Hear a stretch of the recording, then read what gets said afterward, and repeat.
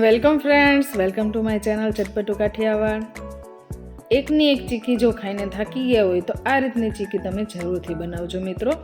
તો આજે આપણે બધાને ભાવે એવી સુપર સોફ્ટ, તમે જોઈ શકો છો એકદમ સોફ્ટ એવી માવા ચીકી બનાવવાના છીએ। પણ માવા ચીકીની રેસીપી આપણે બનાવીએ એ પહેલાં તમે જો ચટપટું કાઠિયાવાડને સબસ્ક્રાઈબ ના કર્યું હોય તો સબસ્ક્રાઈબ કરી બેલ આઇકન દબાવી ઓલ દબાવી દેશો, જેને કારણે નવા વિડીયોઝના નોટિફિકેશન મળતા રહે।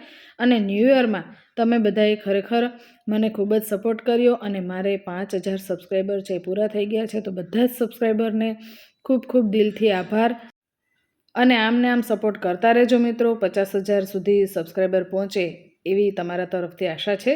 તો રેસીપીની આપણે શરૂઆત કરીએ તો માવા ચીકી બનાવવા માટે થઈને અહીંયા આપણે સિંગદાણા લેશું। તો સિંગદાણાને પહેલાં આપણે રોસ્ટ કરી લેવાના છે। તો રોસ્ટ કરવા માટે ગેસની ફ્લેમ છે એ સાવ મીડિયમ રાખવાની છે, ફાસ્ટ ગેસની ફ્લેમ ઉપર નથી કરવાના। જો ફાસ્ટ ગેસની ફ્લેમ ઉપર કરશો તો અહીંયા દાણા છે એની સ્કિન છે એ કાળી પડવા માંડશે અને દાણા પણ કાળા પડવા માંડશે। તો દાણા કાળા ન પડે અને એકદમ સરસ એવી માવા જેવો દેખાવ આવે એ માટે થઈને આપણે મીડિયમ ગેસની ફ્લેમ ઉપર જ દાણાને શેકવાના છે અને આ રીતે ચેક કરતા રહેવાનું। તો અહીંયા તમે જોઈ શકો છો એક થોડું એવું જ હું દાણું હાથમાં લઈને આવી રીતે તોડું છું તો તરત જ ફોતરા છે એ અલગ થવા માંડ્યા છે। તો અહીંયા આપણે ગેસ છે એ બંધ કરી દઈશું અને આ રીતે આપણે એના ફોતરા છે એ કાઢી લેવાના છે। અને દાણા છે એ થોડા ઠંડા પડે ત્યારબાદ જ આપણે છે એના ફોતરા કાઢવાના। એ રીતે ન ફાવે તો આ બીજી રીતે પણ તમે ફોતરા છે એ દૂર કરી શકો છો મિત્રો। તો આ રીતે એક રૂમાલ લઈ લેવાનો છે, એમાં આ રીતની પોટલી વાળી દેવાની અને આ રીતના તમારે એને દાણામાંથી ફોતરા છે એ જુદા પાડી દેવાના છે। તો 2 થી 3 વખત આ રીતે જો તમે કરશો તો દાણામાંથી ફોતરા છે એકદમ સરસ રીતે અલગ પડી જશે। તમે જોઈ શકશો કે એકદમ આસાનીથી અને ખૂબ જ સરળતાથી આપણે સિંગદાણાના જે ફોતરા છે એ આપણે આ રીતે છૂટા પાડી દીધેલા છે સિંગદાણામાંથી। જો એકદમ સરસ એવા બધા જ ફોતરા છે એ નીકળી ગયા છે। તો આ ટીપ છે એ તમને કેવી લાગી છે મિત્રો? તમે જોઈ શકો છો એકદમ સરસ એવા દાણામાંથી છે ફોતરા અલગ પડી ગયા છે અને હવે આ ફોતરાને આપણે દાણામાંથી દૂર કરી દેવાના છે, દાણાને આપણે છૂટા પાડી લેવાના છે। તો જનરલી આપણે મોટા બહેનો જે છે આપણા મમ્મી અથવા દાદી છે એ પહેલાં સૂપડું લઈ અને એને ઝાટકીને ફોતરા છે એ દૂર કરતા હતા।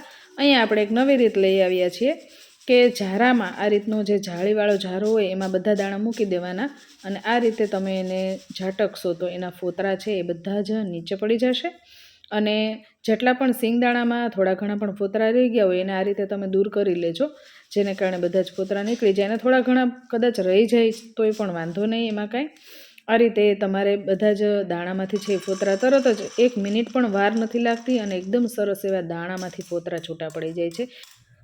તો આ રીતે આપણે દાણા છે એ સરસ એવા પરફેક્ટ રીતે ફોતરા એમાંથી છૂટા પાડી દીધેલા છે।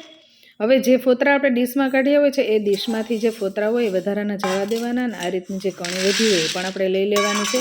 એ કણીમાં આપણે દાણા એડ કરી દઈશું। હવે આ બધા સિંગદાણાને આપણે મિક્સર જારમાં લઈ લેશું। તમે જે જારમાં લ્યો છો એમાં આપણે એક જ વસ્તુનું ધ્યાન રાખવાનું છે કે દાણાને સાવ ઝીણો પાવડર, લોટ જેવો પાવડર કરવાનો નથી, આપણે એને અધકચરો વાટવાનો છે। આ રીતનું તમને હાથમાં હું લઈને બતાવીશ કે આ રીતે તમારે સાવ ઝીણું પણ નહીં અને એકદમ ટુકડા પણ ન આવે મોઢામાં એ રીતનો કરી લેવાનો છે, અધકચરો આપણે એનો પાવડર બનાવી લેવાનો છે। હવે માવા ચીકી આપણે તૈયાર કરીએ એ પહેલાં જે ડીશમાં આપણે ચીકી પાથરવાની છે એ ડીશની અંદર આપણે ઘી લગાવી અને આપણે સાઈડમાં રાખી દઈશું। હવે 1 વાટકી મેં સિંગદાણા લીધેલા છે તો સામે 1 વાટકી જેટલો ગોળ લીધેલો છે। જો આ વાટકી જે મેં હાથમાં લીધેલી છે એ વાટકીના માપનો જ મેં સિંગદાણા લીધેલા હતા અને એ જ માપનો મેં ગોળ લીધેલો છે। ગોળને આપણે પહેલાં તો મેલ્ટ થવા દેશું।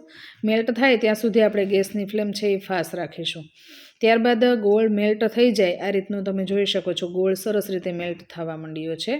તો ગોળ મેલ્ટ થઈ જાય એટલે તરત જ આપણે ગેસની ફ્લેમ છે એ મીડિયમ કરી દેવાની છે અને મીડિયમ ગેસની ફ્લેમ ઉપર આપણે ગોળને ગરમ કરવાનો છે।